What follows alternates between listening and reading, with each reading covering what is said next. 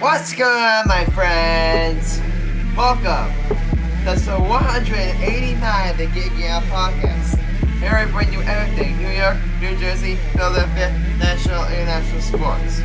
Host by Chili Grassani, Andrew Ryan Cunningham, and Alex Rich. We do the podcast on various platforms, including to Spotify, Apple Podcasts, Google Podcasts, and Music, iRadio, and YouTube. On the show, follow social media at Geeking Out. But said it's time to get your game on. Adam, that was weak. The intro was weak.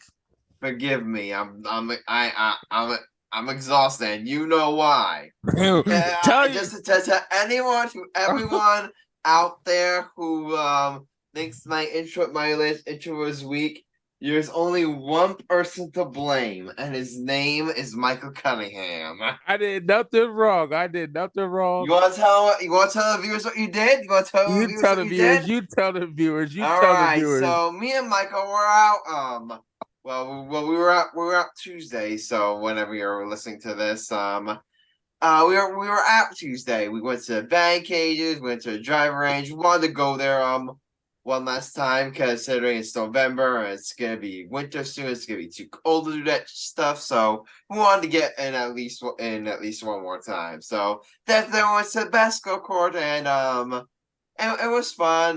Michael beat me 1-on-1. I beat Michael in a round of world, and then Michael had the brilliant idea to have me and Giannis, a good buddy of both of ours, to make us do a layup contest, and if we didn't make 5 layups in a row, we would have to do suicide. So Michael made me and Giannis do 5 suicides. 10. So it was 10. If you're wondering why I seem a bit tired today, guys, that's why. You can thank our dear old friend Michael Cunningham. Thank you, buddy.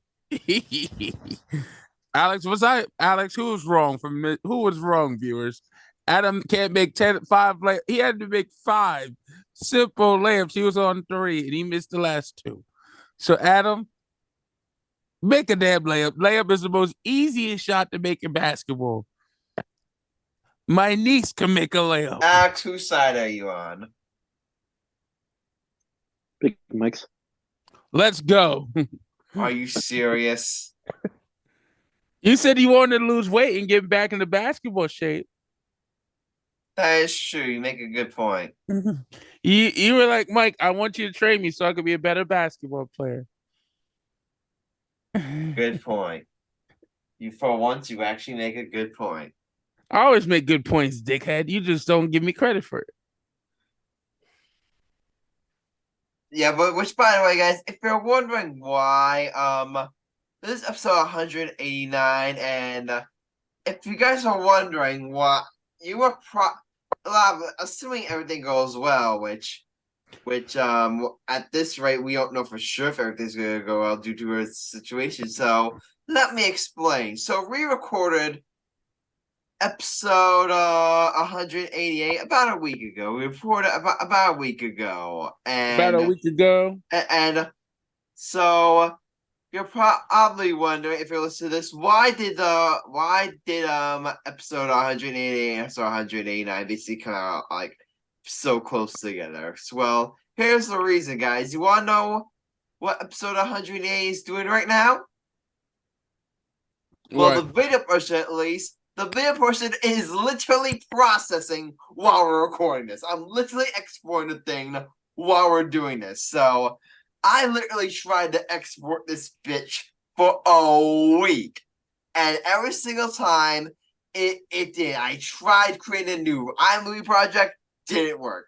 I tried that didn't work. But I tried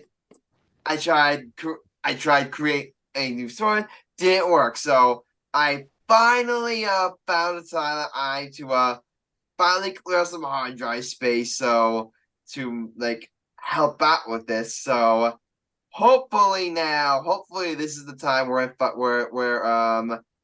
it finally goes through. So if you're wondering why, guys, if you're wondering why episode 188 has taken so long to get up, that's why. Blame Adam Grassani, ladies and gentlemen. Alex, who do you blame? I blame the laptop. Good. You're a smart man, Alex.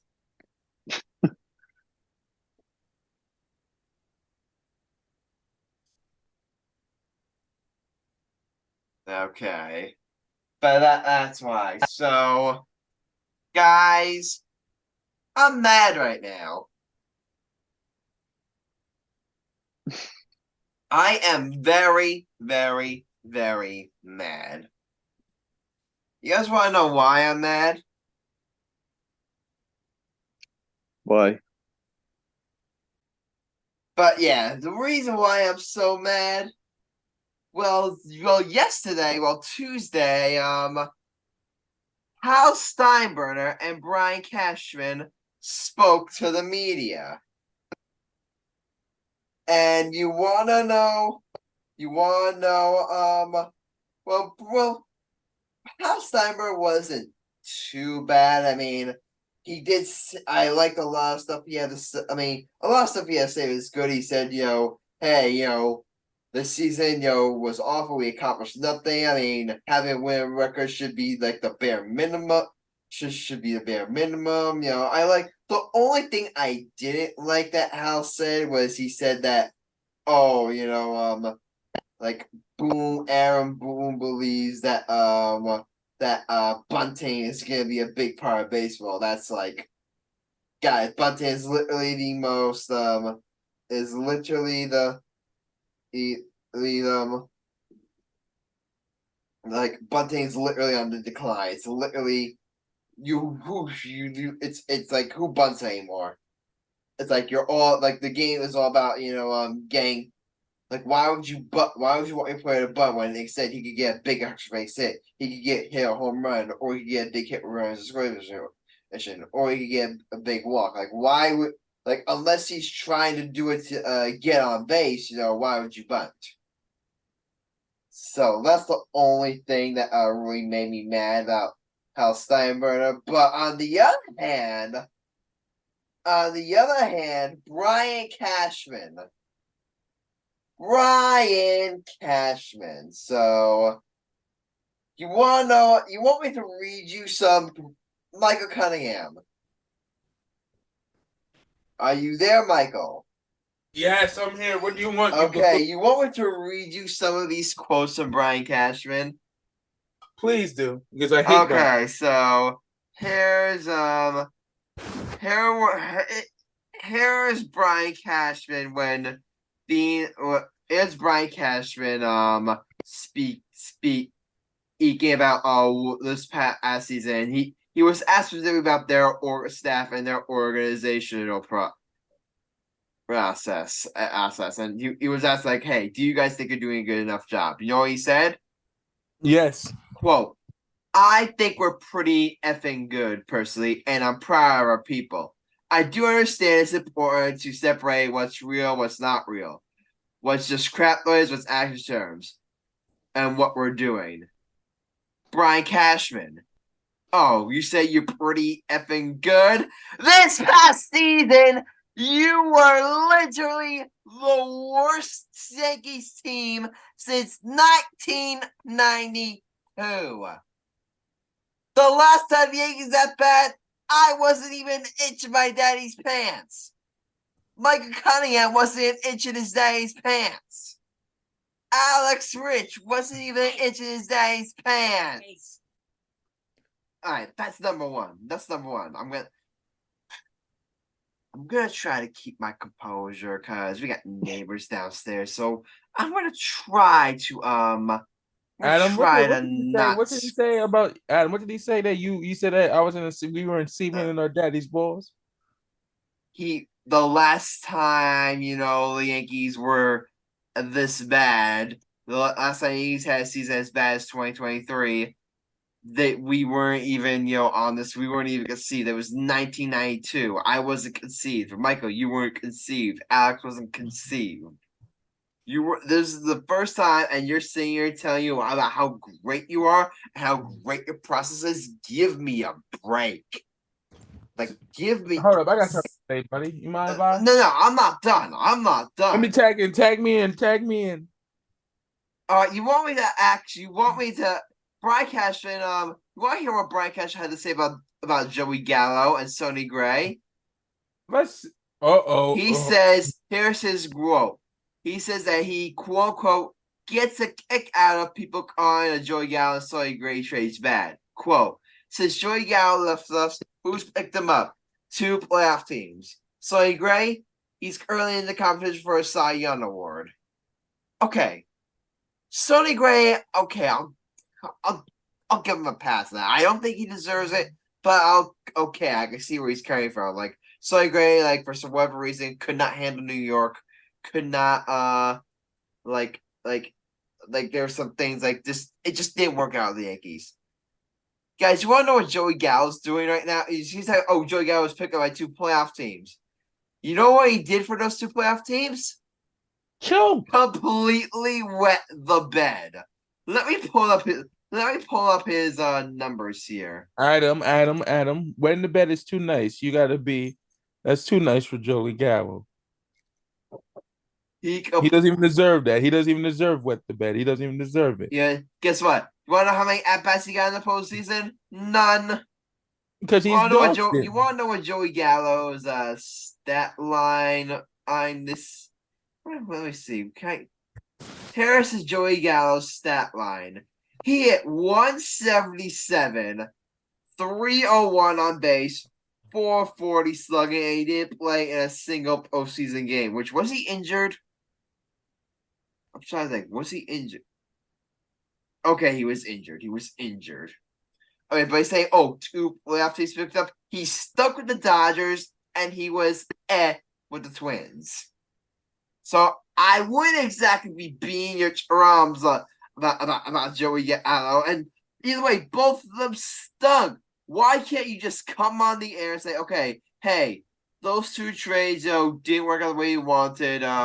We're gonna try to do our best to make better trades going forward. No, you have to completely jump through loopholes to try to justify like the way you do things and that true things.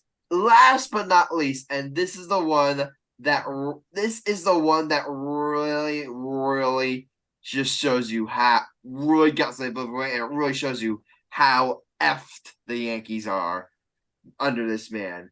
You want to know? He was asked why the 2023 Yankees struggled. Brian Cashman was asked why the 2023 Yankees struggled. You want to know what he said? Guess what he blamed. Guess what he blamed. The fans? Injuries. No shit, Sherlock. Well, guess what? Here's what he blamed. If you don't make injuries if it reason, it is. You want to say it's the excuse. It's a fact. Brian Cashman.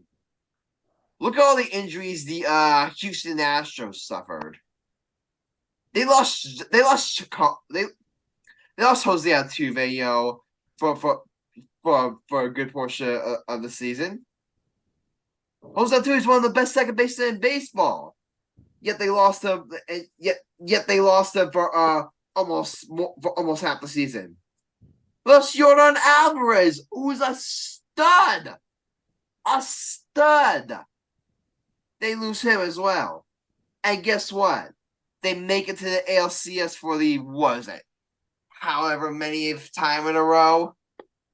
I'm tired of the excuses from this man for why this team continues to fall up short year after year after year after year. It's really starting to it's like this shows me just how done the Yankees are as an organization. It just shows me how they are completely how he has completely lost his touch and has completely lost his way. And I'm telling you right now, I would love to be proven wrong. I would love to be proven wrong. I would love for Brian Cashman to shut me up and say, hey, guess what? We're going to go out there and make a big trade for Ron Soto. We're going to go out there and sign the big Japanese pitcher. We're going to go out there and make some moves to really improve this team and try to build around Aaron Judge and Garrett Cole. I would love to be proven wrong and for the Yankees to go out there and have a big offseason, but listening to Brian Cashman, I think this is literally what they're going to do. This is literally what they're going to do. They're going to blame the wall in Dodger Stadium. They're going to say, hey, if it was for that wall, we would have been a lot better. They're literally going to use that as an excuse and just basically run this thing back. That's honestly, from what Brian Cashman said, that's the vibes I'm starting to get from him. It's like I said before, I love the Yankees. I'm a diehard Yankees fan, and I'll always be passionate about the team. But it's like I have no faith in the organization right now, and until that changes, it's gonna be really hard for me, to be, as passionate about this team as I really want to be.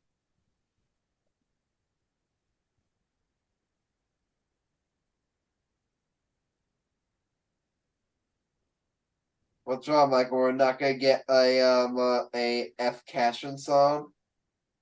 Oh, I'm doing it. I'm just thinking of the lyrics to do. Go ahead, all yours. Me. Hold up. Let me get my voice ready. Me. Brian Cashman, go fuck yourself. You are a disgrace to baseball.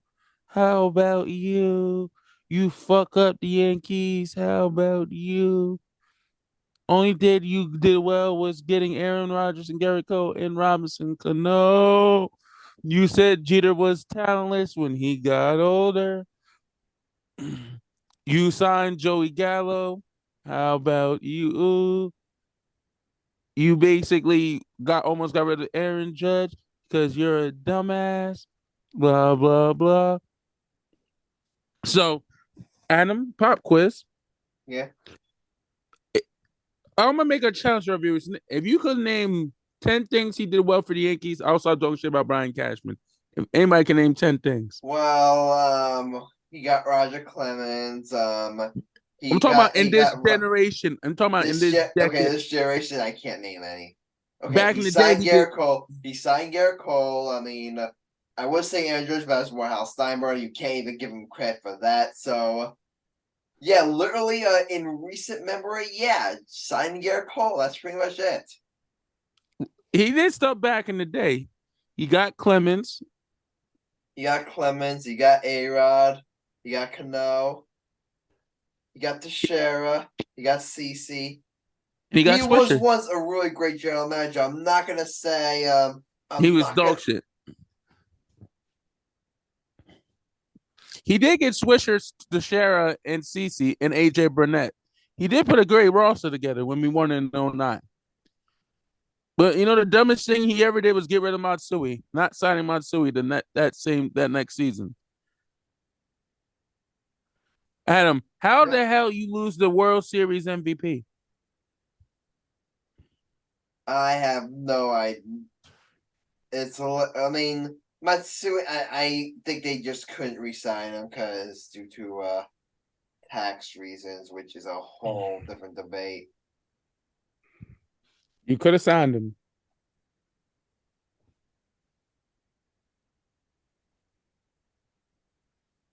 Want to know who they could have signed? Who? Bryce Harper. But they're too dumbasses to do it. Want to know who else they could have signed? Corey Seager. Ohtani, I don't think they could sign Ohtani. But want to know who else they could sign? Who? Corey Seager, he was available to them in 2021, and they were like, nah. They're like, nah. You know who we bailed on? Cody Bellinger. Well, Cody Bellinger's a free agent. Then you want to hear a hot take from me, Michael? I don't think it would be a good idea for the Yankees to overpay for Bellinger. You're bugging. I think But he's been way too inconsistent throughout his career. People are forgetting that literally a couple of years ago, people were wondering what has happened to this guy. He's become a shell of himself. Now he's starting to find it again, and I've heard people say, "Oh, you can get a 12-year extension." Are you out of your mind? Cody Adam, Bellinger, 12 years.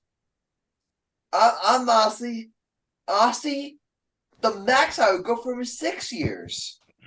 The max I would go for him is 6, 7 years at I don't know, 100 and maybe like 180, maybe 200 mil. It's like the way to pipe you up this guy. He's gonna want this massive contract. It's like I just don't think it would be a good idea for the Yankees to give that money to a guy who's been that inconsistent throughout his career. Now, Juan Soto, I said before, I think Juan Soto, he fits the Yankees like a glove, and I think the Yankees should do everything in their power to keep him. And here's the one thing I will say. Here's the one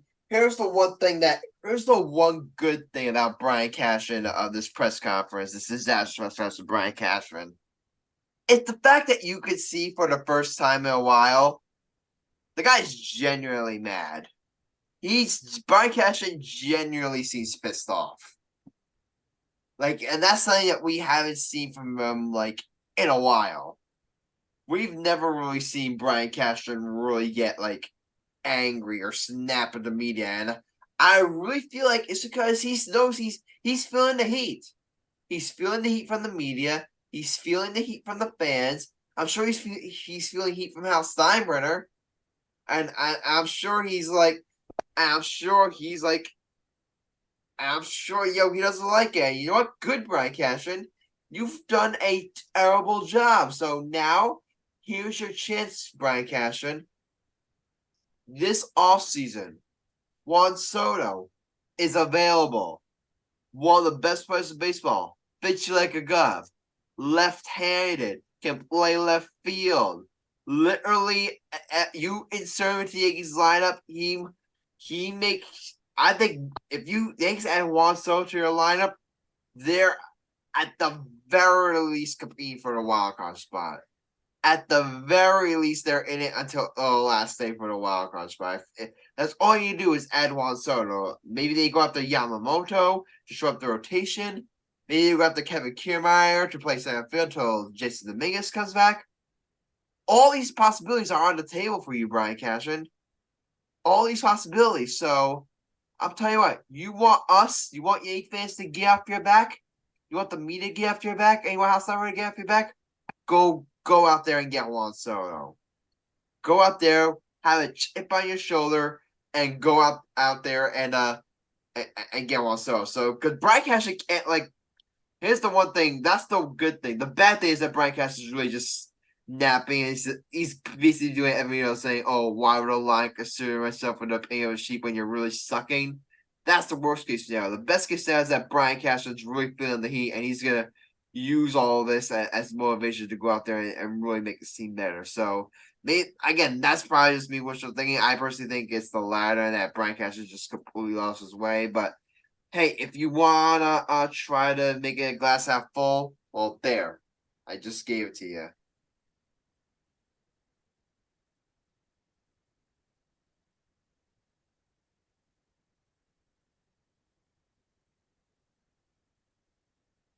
All right, but guys, before we get to the hot take of the episode, guys, guess what? What? The Mets have a new manager. The Mets have hired Carlos Mendoza to be their new manager, and I'm not going to spend a lot of time on this. I don't know how to feel about this hire because obviously it didn't end well with Buck Showalter, but and I said this before. Do I definitely think Buck Showalter deserves some of the blame for how the season ended for the Mets? Yes, you can't say he's completely blameless for their disappointing season, but At the end of the day, I didn't think it was all. I didn't think it was all his fault. I really thought that he deserved, at least another crack within that. I'm not saying. I mean, I'm not saying fire or moving on from him was necessarily the wrong move. Is that I really felt like you like at least give the guy another shot at least to but then they go out there and they hire literally the Yankees bench coach. You hire literally Aaron Boone's puppet, Aaron Boone's lapdog, Carlos Mendoza, who I don't know a lot about Carlos Mendoza. I mean, as a Yankees fan, I'm being honest with my fans. I really do not know. I really do not know that much about him. So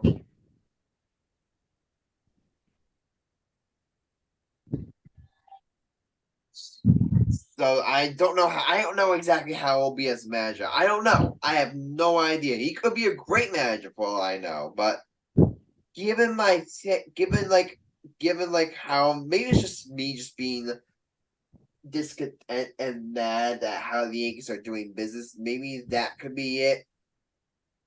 But part of me is just thinking like you're going from Bucktrell to Carlos Mendoza. It just seems off to me. Now, for all we know, he could be a really great manager, and I'll be eating my words. For all we know, that could very well happen. But the way I look at it right now, I just thinking it's like, eh. I'm indifferent to the hire, honestly. I'm indifferent. I don't hate it, but I'm not gonna, but I don't love it either from this perspective.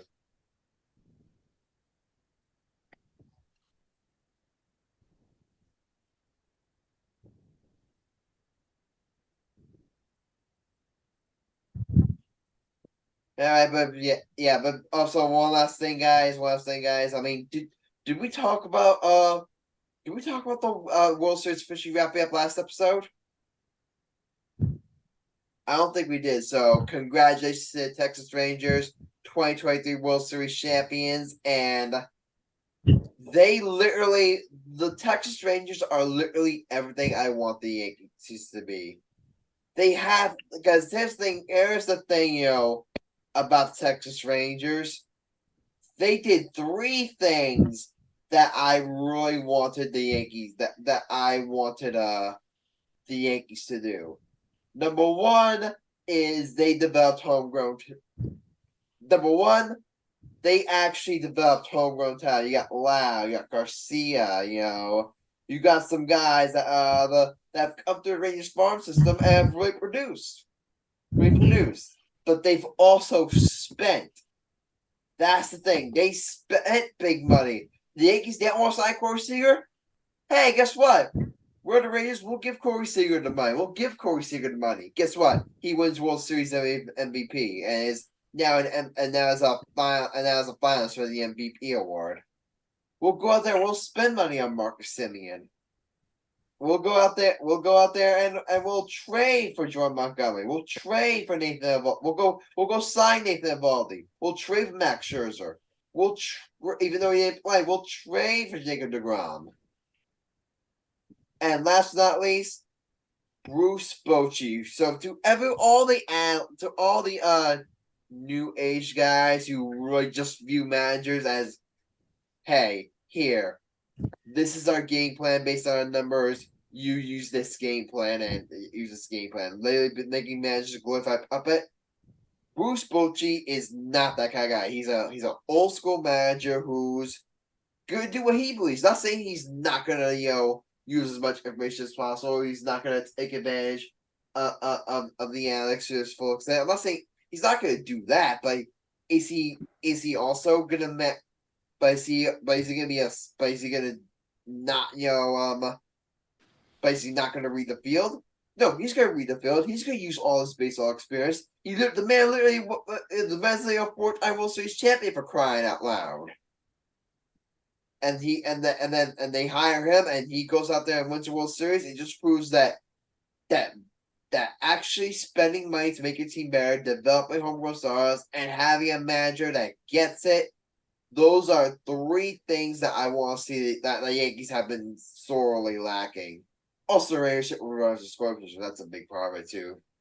Not true, but the Rangers, congratulations, Haitians on winning the World Series. Very well deserved.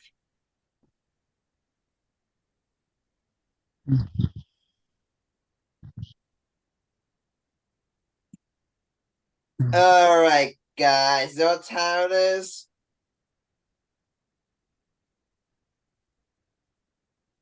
I say you The know hot what take? time it is, and no one responds. The hot take? Yep, it is time for the hot take of the episode. So Alex went last time, right? Chris did. Oh yeah, Chris did. My apologies. So we gotta spin the wheel. Well, I thought we were done spinning the wheel with that. Did you guys still want to do that? Yeah. Because I had a hot take in mind that I was gonna go, but I mean, All right, go ahead. You go. Go ahead. What's your hot take? or did you have something in mind, Michael? You can go, buddy. All right, I've got a really good hot take. I've got a really spicy hot take that, Michael, I'm not sure if you're gonna love it or you're gonna hate it. Get to the point, Rabbi. All right. But my hot take is if Kevin Durant was on the Brooklyn Nets,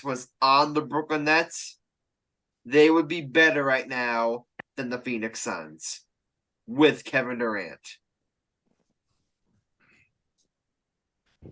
Interesting. Just to clear, I'm saying that. Let me just be clear here. The Phoenix Suns right now with Kevin Durant.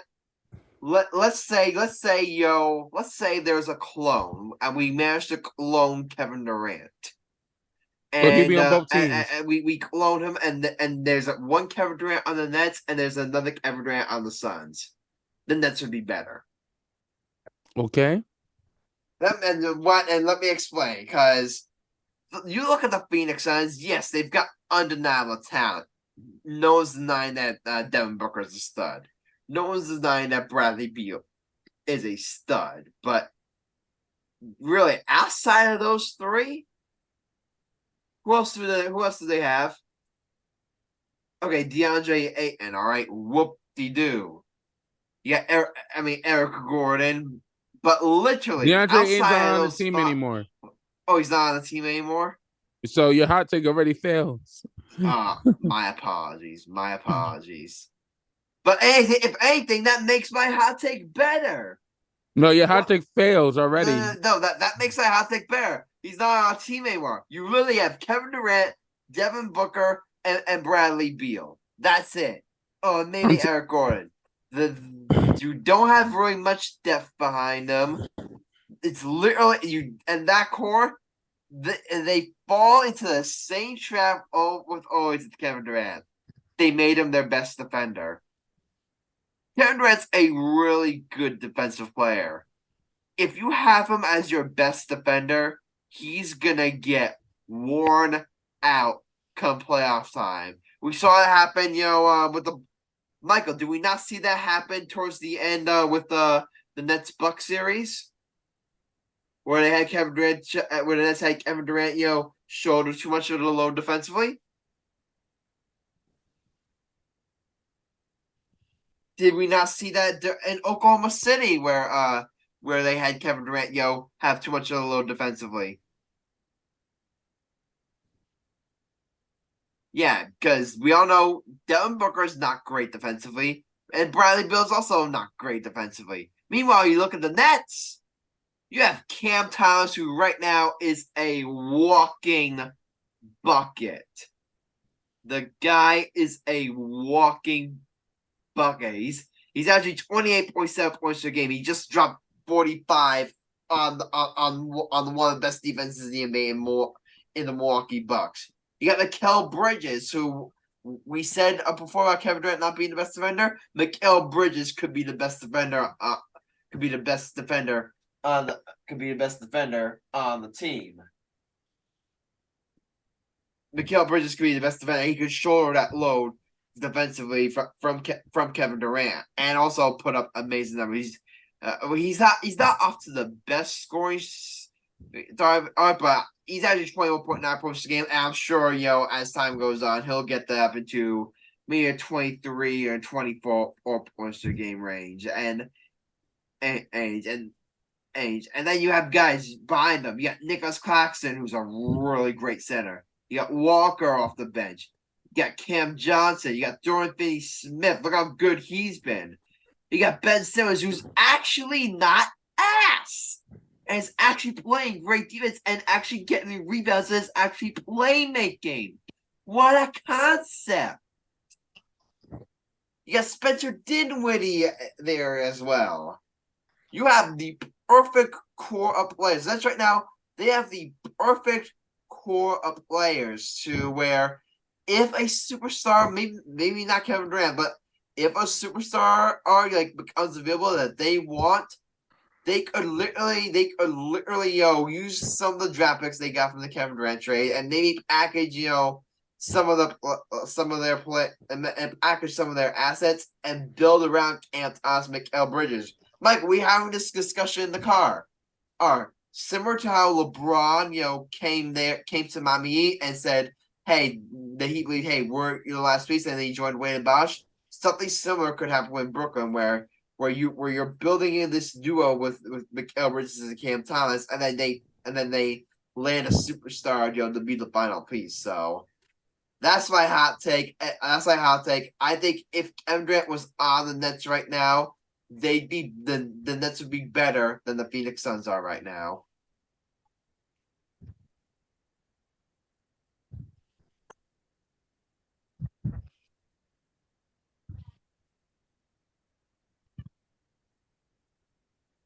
Yes, Michael? I can't even hear you.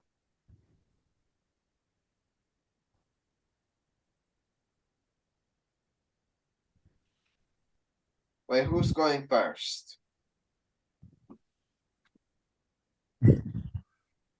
I'll go. Go ahead. I am gonna approve. Thank you.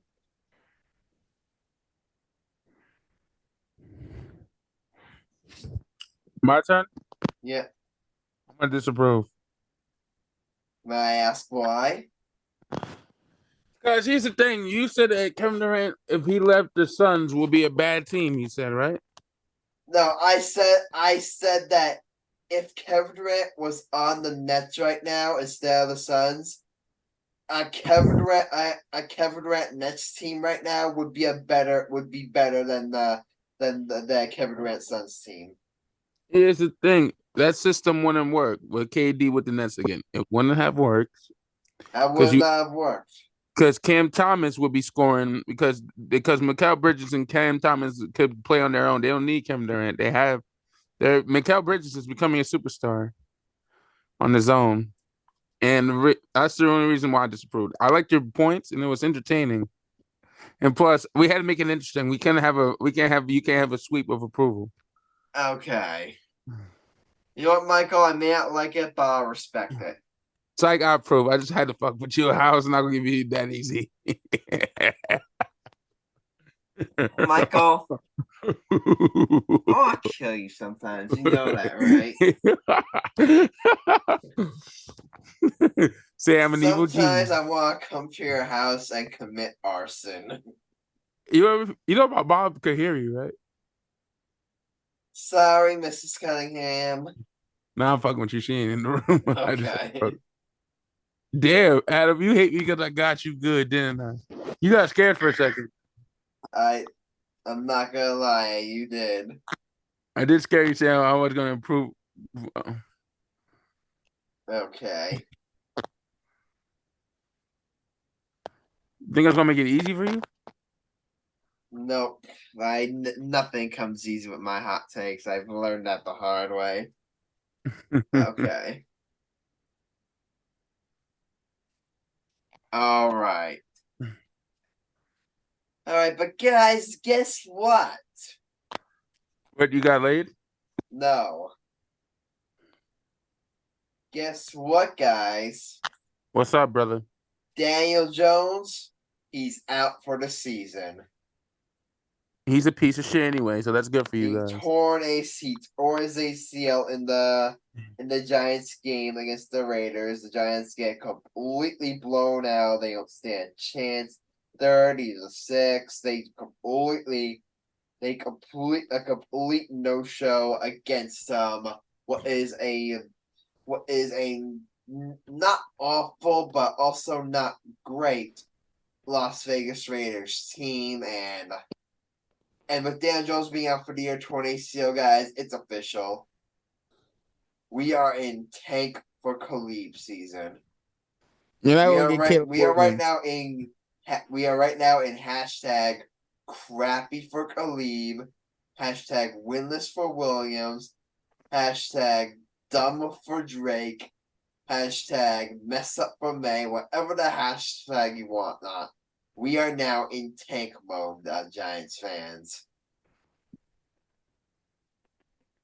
I sincerely hope we lose every single game the rest of the way and we get as good of a draft pick as possible and we draft a new quarterback. Because Dan Jones, God bless him, I just don't think it's going to work out here. I'm not going to act like his entire time with the Giants was bad. He had a great rookie season. He had a really great year last year. Won our first playoff game since that Super Bowl. So I'm not gonna act like his entire time with the Giants has been bad. But overall, guys, he's just.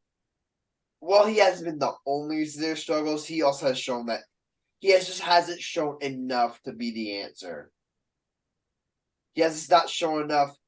That's the thing. When you're paying a quarterback $40 million, you expect him to be the answer or the solution. You're not explaining that you don't pay a quarterback $40 million to not be the problem. You pay him to be the answer. And Daniel Jones has just not been good enough. He just hasn't been good enough and good enough. So I really think it's time, for the Giants. This upcoming April, I think they're going to be in the hunt for a new quarterback. Which for Dan Jones, I will say this for Dan Jones, it's a very shitty ending. Like to go out like that, to have your last play as a Giant, to have your time as a Giant, and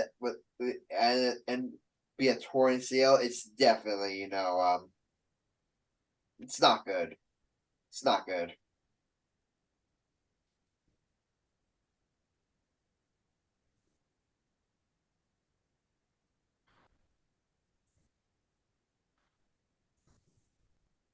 All right, but yeah, that's basically my.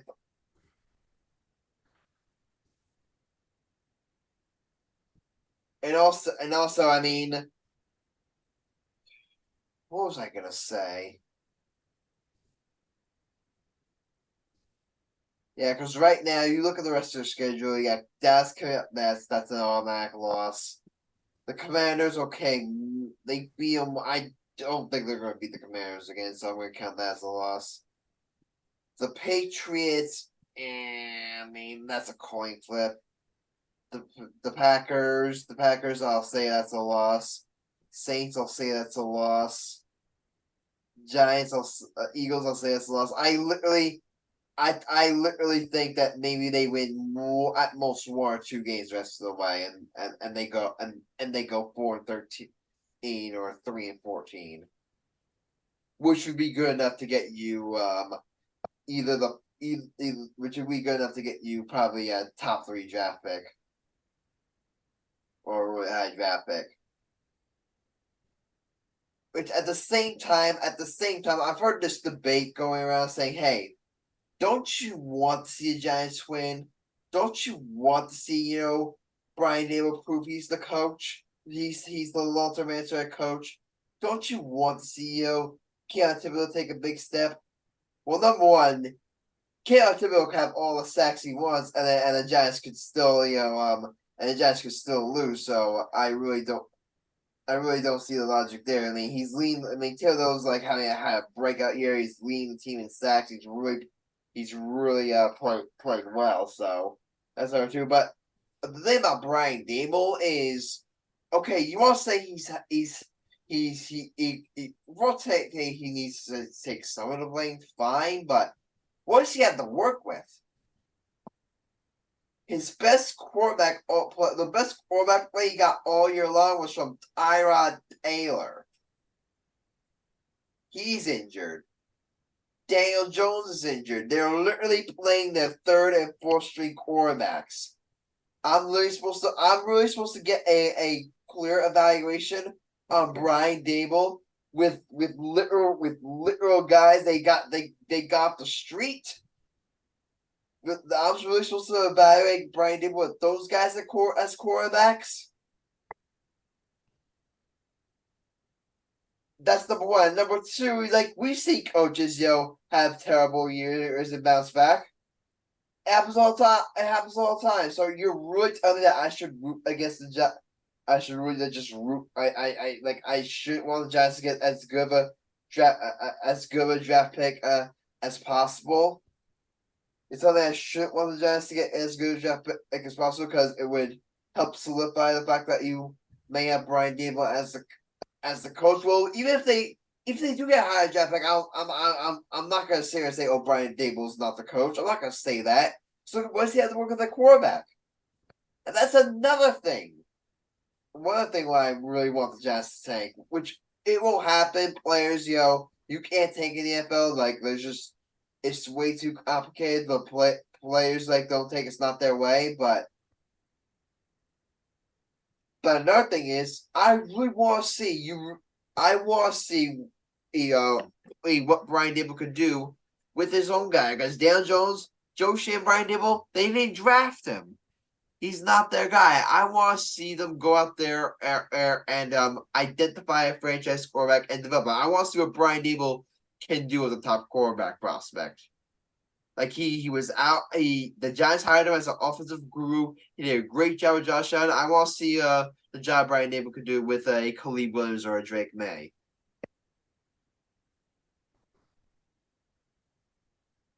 Is that too much to ask?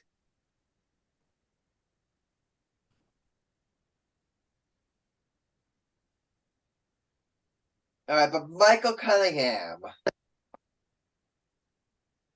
I have a question for you. What's up? What happened on Monday? That was a Go fuck real yourself. big game for you guys. I don't know where it happened. Zach Wilson is shit. I don't know. And can we officially say that? Can we officially say Zach Wilson ain't it? Which we've Daniel been Jones saying is shit already, and Zach but Wilson is shit. he ain't it. They need a new quarterback. He is not good enough to be the starter on a contending team. He's a bench warmer at best. At best, he's a bench warmer, but he is not good enough to be starting games, to be your full-time starter for a team that's supposed to be competing for a playoff spot. He's just not that guy. He was awful that game. He was walking in the sacks. He couldn't make he was missing easy throws. He had 2 fumbles. He was dog water.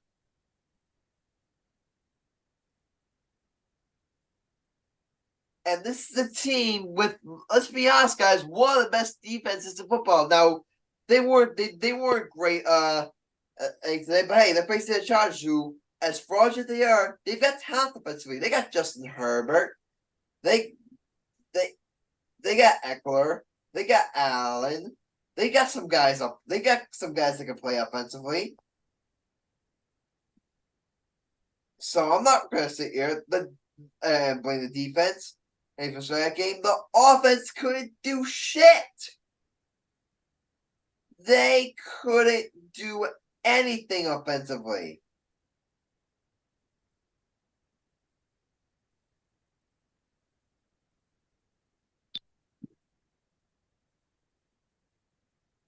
So I'm supposed to really be getting, a good read, So I'm really supposed to sit here and get mad because, which I have in the past. I feel like sometimes, they'll come big stuff. I'm not gonna get mad at Jets defense today. It was on them. The offense couldn't do anything. And right now, Michael, time's very short for you guys to make a playoff spot. The Bengals currently have the last wild card. and they're 5-3.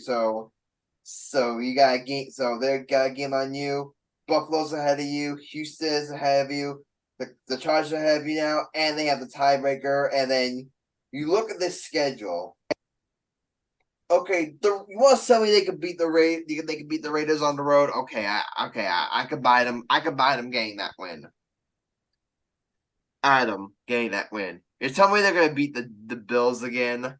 You're really telling me that? Okay, maybe the Bills, because for whatever reason, Zach Wilson will literally play like trash against all other teams, and then all of a sudden against the Bills he catches fire. So yeah, maybe they could squeeze an upset of that one. That would put you at 6-4. Are you guys beating the Dolphins? 100%. You guys are not beating the Dolphins. You got 2 games up against the Dolphins. Yeah, Texas is coming up for no slouch. You've got the Browns who you're going to compete for a playoff spot with. You've got a game with the Commanders who aren't a bad team, who are no joke, and I have played pretty well this season. That's not a layup. So, Micah Cunningham, time is running short for you guys to make the playoffs. Yes, we are. You know, the hard truth, Michael, I don't think you guys make it to playoffs. We can still make the playoffs. I think you'll be in it. I think you'll be in it, for a while. But I think in the end, you guys are gonna fall short because I look at some of these teams ahead of you. Who are you jumping? Who are you jumping? You aren't winning the division. That dream is dead. You want to tell me you can jump Pittsburgh? Okay, fine.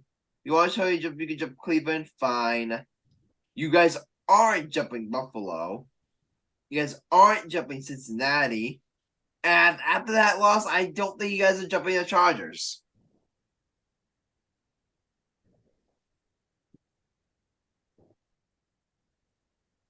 There's just so many teams that just have to jump across and so little time. So literally every single game after this count. There's a big game for the Jets. If they had won this game, you really would have been dreaming about division. You would have been dreaming about playoffs. But right now, as far as Jets in the playoffs, not looking too good. It's not looking too good for you guys, Michael. What you said? I said for your Jets, it's not looking too good. Yep.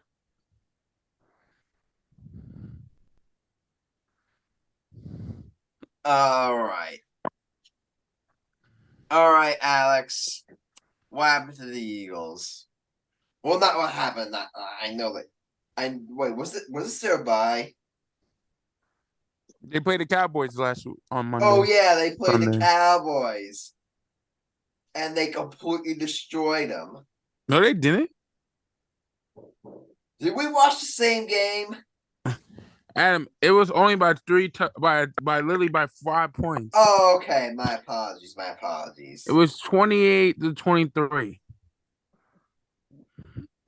All right, but Alex, go ahead. Adam, we have you guys this Sunday. And you guys are gonna completely eat us for breakfast, lunch, and dinner. We have the Panthers on the 19th, and then we have the Commanders. Then we have the Seahawks.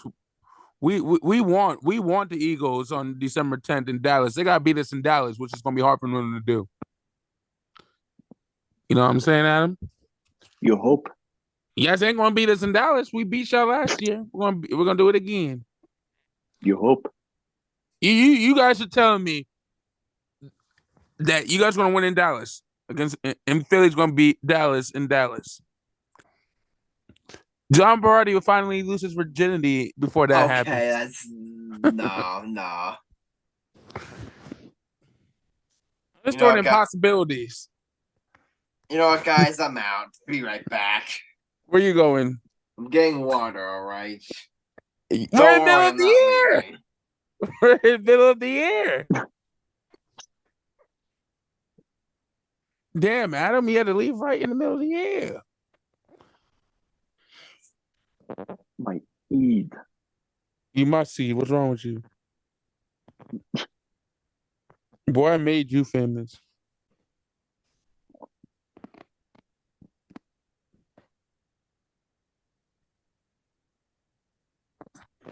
And he's back.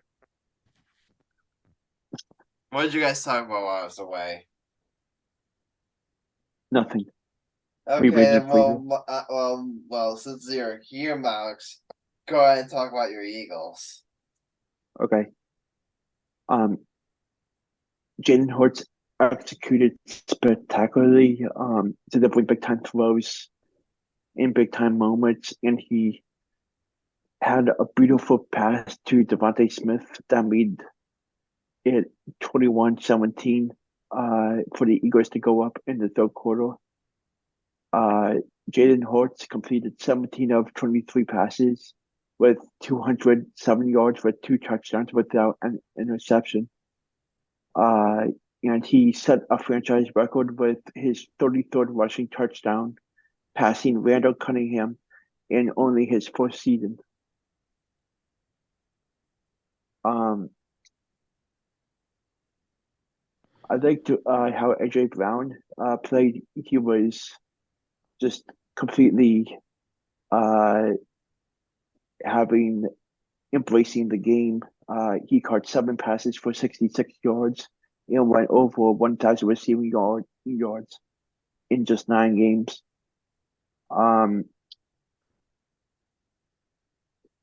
Dallas Goedert left the third quarter with a vicious injury. I think he had a fractured forearm, which Adam Schefter tweeted like an hour later saying that, the next day saying that he was going to miss time, and I think he's going to be missing like 4 weeks or something like that. So I'm really interested to see how they can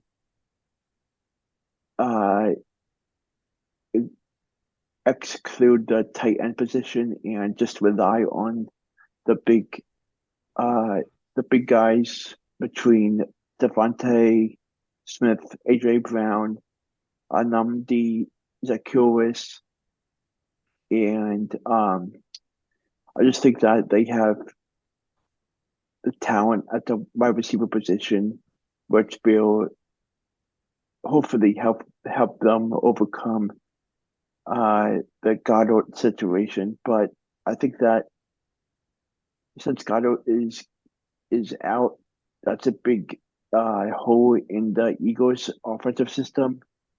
He was terrific the last couple of games, and it'll be interesting to see how much accomplishments they have without him in the next 4 weeks.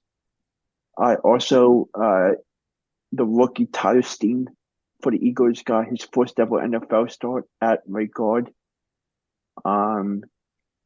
Also, he might have had the play of the game where he recovered DeAndre Swift's fumble at one point in the game, which was a big time play for him and moment for him. I really liked how Eagles linebacker Zach Cunningham had a good game and was all over the field.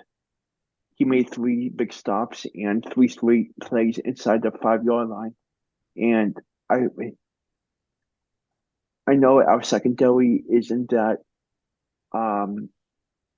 bright, but just the small things that the linebackers and defensive efforts that happen, especially in that game against Dallas this past Sunday, was a really great sign, knowing that they can overcome anything besides the significant negativity of the secondary. But I just feel like this team has all what it takes, and it'll be interesting to see how they do against Kansas City in 2 weeks. I'm gonna say this right now, and I'll say, we all know Kansas City how much talent they had. You got Mahomes, you got they've obviously been established.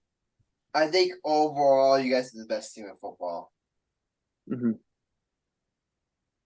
I've got you guys on your defense being a little less bad at the end of the day. And they're still you guys are 8-1 for a freaking reason, man. You guys have too much talent on both sides of the ball. I mean, you're the most complete team in football. You've got it all. You've got the quarterback, you've got the receivers, you've got the running game, you've got the pass rush, you've got the secondary. You've literally got it all. You're the complete package. The So the secondary is a question mark, but I mean, secondary's it's a bit of a question mark, which could become an issue. That's why I'm really interested to see how you guys fare against Kansas City. I think that Because here's uh, the thing, if you could somehow that would be a statement. If you guys somehow find a way to if you guys could knock off Kansas City and your secondary and your defense looks good, that would be a statement game. That would be saying that okay, like we're legit, like we're not messing around. And we're coming for yeah. a Super Bowl, and we're coming for revenge. I mean, the Eagles have a tough next couple of games. Uh, Besides Kansas City, they I guys have got the Bills. That's definitely not gonna be a layup. they 49ers, that's have definitely not gonna be a layup. Cowboys, and we all then know the Cowboys. They get their win. They sometimes get their win in against you guys. Seahawks aren't gonna be a layup. And then the final three games, you've got us twice. You've got the Cardinals, so you can pretty much bookmark all three of them as wins. got a question for you, Adam. Yeah. What is your prediction for the upcoming rest of this regular season games prediction for the Eagles? Let's see. I'll say a Chiefs beat you guys, so it'll be 8-2. I'll say I think the Bills beat you, so I'll say you become 8-3. I think you take down San Francisco. I think you take down San Francisco, so you're 9-3. I'll say the Cowboys get one off you, so you're what 9-4.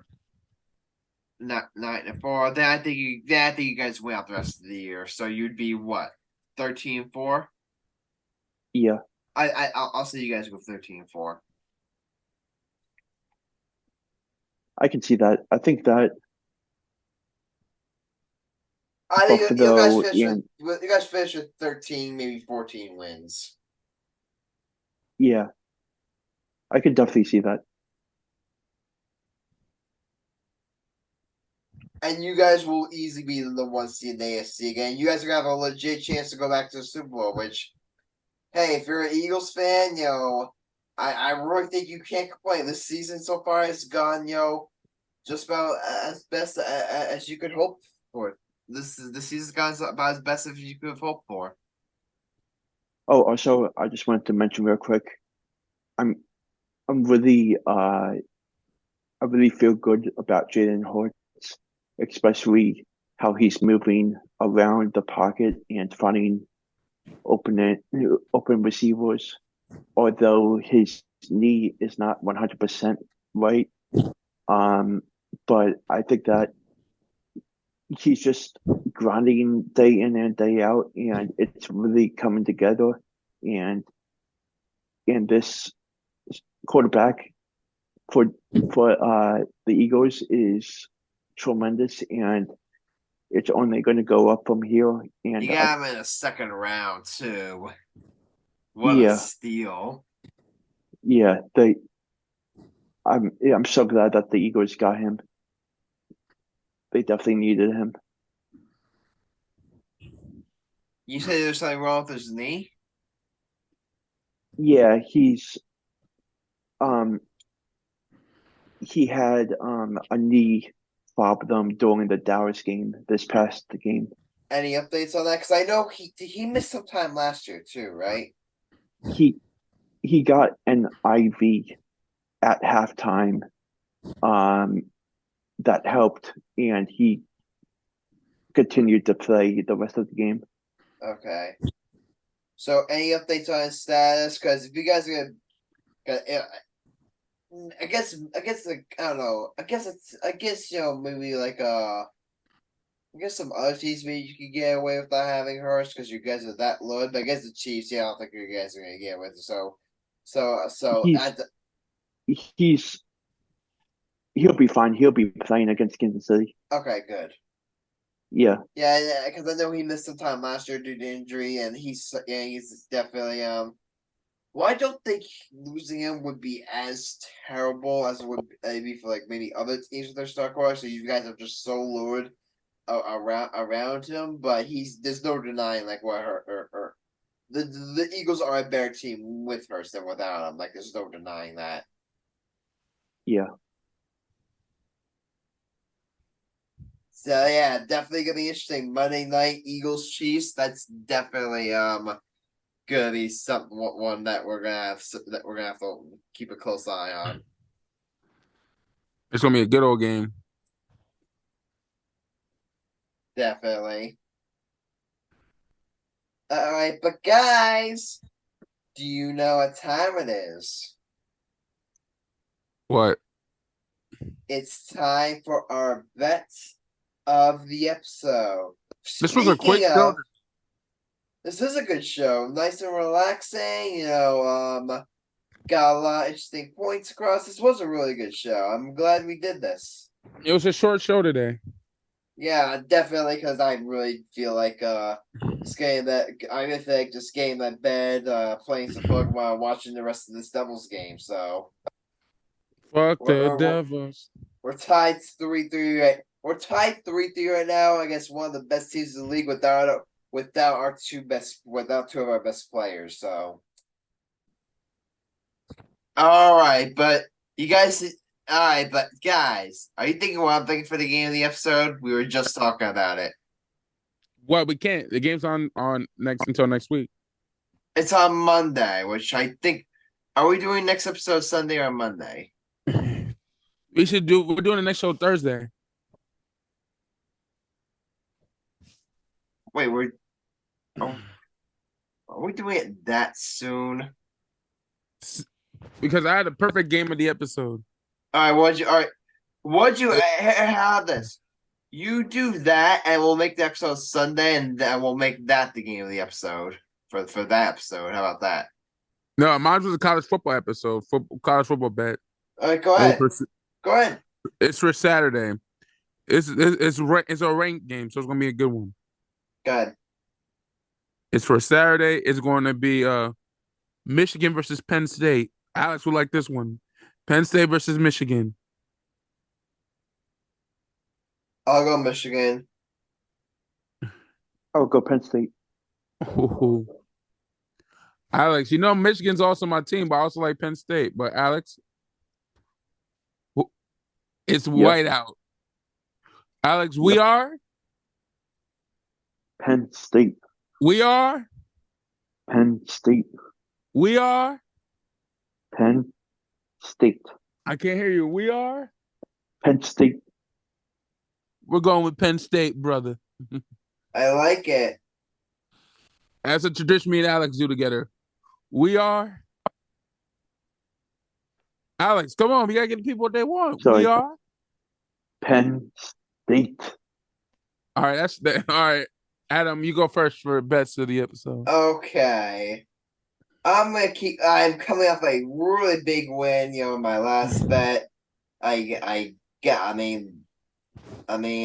the cover with the Nets, and I got that, so I'm gonna do this. Nets have lost 2 in a row to really good teams. I do not see them losing this, so I'm gonna take the Nets over. I'm gonna take the Nets over the Clippers, and I'm gonna do a little same game parlay action. Let's see here.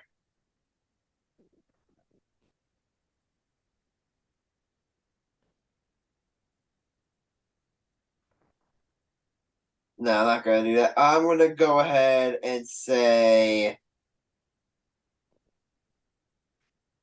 I'm gonna take the net. Let me see here. Yeah, that's what I'm going to do. I'm going to take the Nets over the Clippers on money line, and I'm going to take. Do I want to do that, or do I want to? It's a bit risky.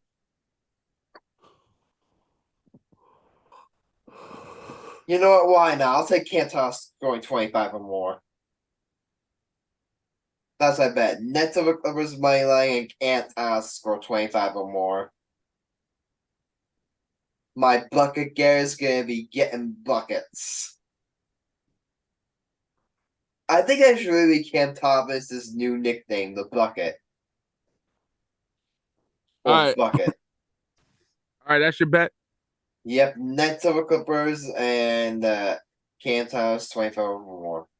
That's a bad bet for Cam Thomas. All right. Alex, you're up, Alex. Okay. I am going to do a 3-game college football parlay. All right. Give me a minute here. Okay, got it. So I am going to do Texas TCU. Who you taking? I'm taking Texas. Over TCU. Yeah. Okay, that's a good one. Okay. Alex, I'm going to if take. my game, before you make your bet, if my game isn't picked, I'm beating the hell out of you. I'm going to pick Georgia money line. Good. That's where game day is at. You better pick that bet. And what's your third? And I am going to pick Who's Georgia North playing? Carolina. Mississippi. Ole Miss. Georgia over Mississippi. Yeah. And North Carolina money line against Duke. Oh, you asshole. UNC over Duke? Yeah. Okay, that's a good bet. Bet on Drake May. All right, I think, guys, are we doing bets for Marcellus Sam, or are we just qualifying them? Give him bets. Give him bad bets, though. Give Sam Ravens and Pelicans, and give Marcellus Knicks and Jets. Okay, good idea. My bet is. All right, Mega Cunningham, last up. Go ahead. Adam, what's my favorite? I'm gonna do a trip. I'm gonna do a college games. I'm gonna take Georgia money line against Mississippi. That's a given because I love Georgia. I'm gonna take Florida State against Miami, Florida against Miami. Hold on, not so fast. Georgia versus Georgia money line. Georgia over Mississippi, I got that. Florida State money line. Florida State over who they're playing? Miami, Florida rivalry game. Over Miami. Okay, last one. And you got one more. I'm not picking the game of the episode because that's the rule. You can't pick the game of the episode as best of the episode as your personal bet. You know that. That's the rule. And we all been following it. Good job. I'm gonna take Washington over Utah. Okay. I'm gonna take dogs. Dogs up. Perfect. All right, guys. This is our first episode. Yo, guys. I love Cam Thomas. I may be getting his jersey soon. That's how much I love him. If he has a jersey out. If he keeps this up, he's gonna get one. He's gonna get one very soon. If he keeps this up.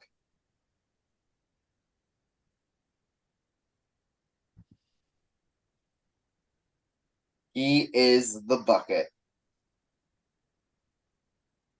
It was kind of like me playing Michael around the world.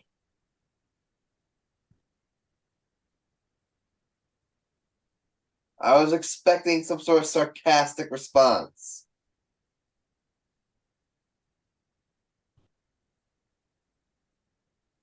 All right. But guys, any final thoughts? Nope. All right, yeah, like Alex, we're not gonna get any final thoughts from you. Go Eagles and go All Villanova. right, go Nets, and I would say go Giants, but I'm rooting for them to lose. And hey, let's go Devils. We're currently out 3-3 against Carl with our two best players. So, Go Knicks. Go Jets. Go Bulldogs. Georgia Bulldogs. go Lakers, go Cowboys. There, I finished it for you. No need, Go Michael. fuck yourself. Go fuck yourself.